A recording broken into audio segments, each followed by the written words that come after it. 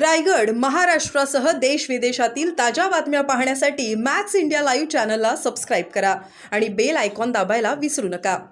Sir, आज अंबादास दानवेंनी एक video Mahendra जळमीच्या बाबतीत पोस्ट केलेला आहे. मोठ्या प्रमाणात दिसत आहे.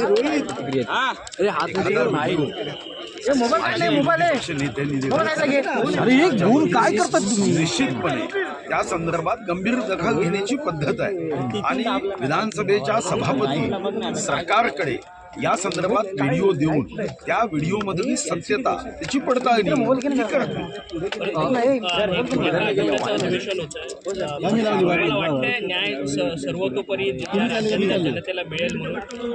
असं आहे की आचारसंहिता निवडणुकीचं हे वर्ष आहे, म्हणूनच हे अधिवेशन रविवारपर्यंत येत आहे. आता तुम्ही जो प्रश्न केला की 6 दिवसात महाराष्ट्राच्या 3.5 कोटी जनतेला न्याय मिळू शकतो का, तर त्याचं उत्तर होय असू शकत नाही. पण अधिवेशन निवडणूक आयोगाच्या आचारसंहितेच्या कारणाने अधिवेशन समजा आम्ही उद्या 3 आठवडे घेतले, पण त्याच्या चर्चाच जर करता येत नसेल तर मग अधिवेशनाचा उपयोग होणार नाही. यासाठी माननीय मुख्यमंत्री महोदयांनी असं सांगितलं की मार्च अधिवेशनामध्ये जे विषय सुटले त्यावर आपण चर्चा करू आणि निवडणुकीनंतर विविध विषयांवरच्या बैठका घेऊन त्या बैठकींमध्ये न्याय कसा देता येईल याबद्दल निश्चितपणे कार्यवाही करू. पण सरकारची इच्छाही जरी असली की 3 आठवड्याचं अधिवेशन घेतलं पाहिजे, माझी स्वतःची इच्छा आहे 3 आठवडे का 6 आठवडे अधिवेशन घेतलं पाहिजे. पण आचारसंहितेच्या कारणाने जर अधिवेशनात चर्चाच करता येत नसेल तर नुसतं अधिवेशन घेऊन त्याचा उपयोग होणार. विरोधी पक्षनेत्याच्या बाबतीत असं कळतंय की भाजपकडनं जसा प्रस्ताव देण्यात आलेला आहे की खालच्या सभागृहांमध्ये विजय वडेट्टीवार आणि वरच्या सभागृहांमध्ये अनिल परब ही नावांच्या बाबतीत असा काही प्रस्ताव देण्यात आलाय का किंवा अशी काही चर्चा झाली आहे का? मला वाटतं असा प्रस्ताव भारतीय जनता पार्टी कसा काही या काँग्रेसचा अध्यक्ष कोण असेल किंवा उभाटाचे प्रमुख कोण असेल, भारतीय जनता पार्टी ठरवे. मला वाटतं एवढे वाईट दिवस अजून राजकारणात यायचे आहे. विदर्भवादी राहिलेले आहे. भाऊ सुद्धा बोलले, बावनकुळे साहेब सुद्धा बोलले. नाही, निश्चितपणे विदर्भाच्या विकासाची चिंता करावीच लागेल. वैधानिक विकास मंडळाच्या बाबतीमध्ये अजूनही निर्णय झालेला नाही. मी स्वतः माननीय मुख्यमंत्री महोदयांना हे लक्षात आणून दिलं की केंद्राकडे त्याचा पाठपुरावा करणं गरजेचं आहे. विदर्भाची लोकसंख्या 23% होती जेव्हा आम्ही संयुक्त महाराष्ट्रात आलो, ती आता 20% झाली आणि याचं कारण विदर्भाच्या जनतेमध्ये काही अडचण आहे असं नाही आहे. याचं कारण की संधीची उपलब्धता ही मुंबई पुण्यापेक्षा आम्हाला या भागात वाढवावी लागेल आणि त्यासाठी आपल्याला उद्योग क्षेत्रामध्ये मोठं काम करावं लागेल. या ठिकाणी शैक्षणिक क्षेत्रामध्ये मोठं काम करावं लागेल. आपण शिक्षणामध्ये खाजगी विद्यापीठं मोठ्या प्रमाणावर पुणे, मुंबई किंवा त्या परिसरात होते आहे. मग विदर्भाचे विद्यार्थी शिकायला पुणे, मुंबई या भागात जातात आणि असा विदर्भाचा एकीकृत विकास व्हावा आणि यासाठी मी काही आमदार मोदींशी चर्चा केली आहे, काही सामाजिक संस्थांशी चर्चा केली आहे. आज 7:30 वाजता उद्योग क्षेत्रातल्या लोकांशीही माझी बैठक आहे.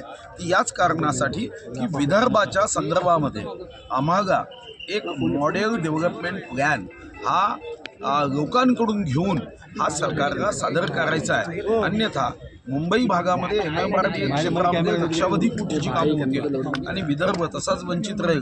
जो आवाज मी स्वतंत्र विदर्भ राज्य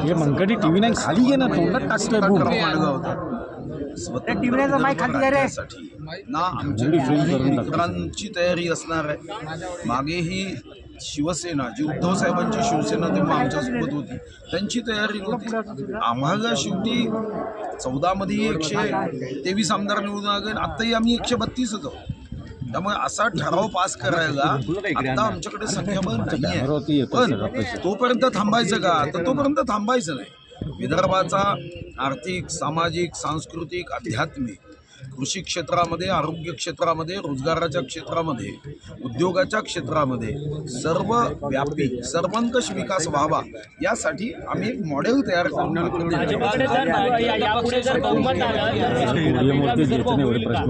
तो जेव्हा बहुमत लोक देईल तेव्हा कदाचित पक्षांनी केलेल्या निर्णयाबद्दल आम्हाला आमच्या वरिष्ठांसोबत भेटता येईल. पण या क्षणी कारण नसताना तेव्हाच्या विषयावर वरिष्ठांना भेटून आज तरी मला वाटतं की काही साध्य होणार. भाऊ, बिबट्यांच्या संदर्भात तुम्ही बिबट सफारी सुरू केली पक्षाने होती. आपापली भूमिका या अगोदर स्पष्ट केली. भाऊ, बिबट्यांच्या संदर्भात लक्षवेधी येते. तुम्ही बिबट सफारी सुरू केली होती, मात्र आज परिस्थिती वेगळी झाली. 5,000हून अधिक बिबट्यांची संख्या राज्यात दिसते. 5,000 प्रचंड नाही वाढलेत. आहे, साधारणतः 2,000च्या आसपास बिबट आहे.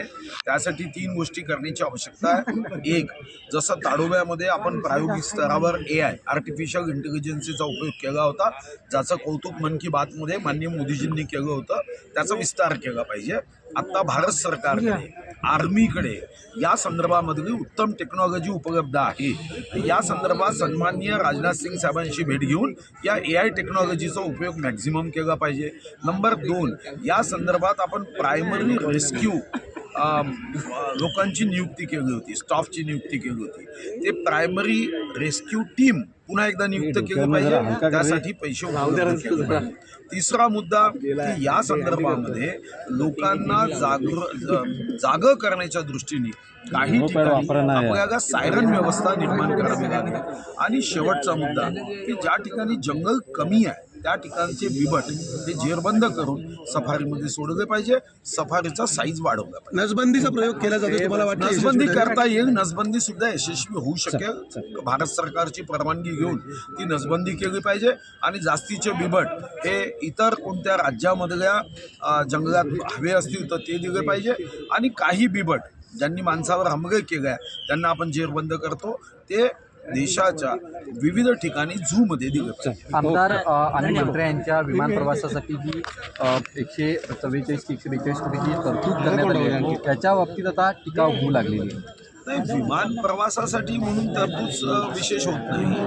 आमदार खासदारांचे पगार असतील किंवा आमदार खासदारांच्या विविध बाबी असतील त्या बाबीसाठी तरतूद होते. विमान फक्त प्रवास याला कधीच तरतूद होत नाही.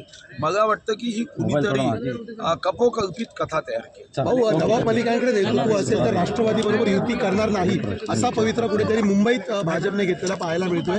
काय भाजपची नेमकी भूमिका असेल? नाही, याबद्दल मला माहिती नाही.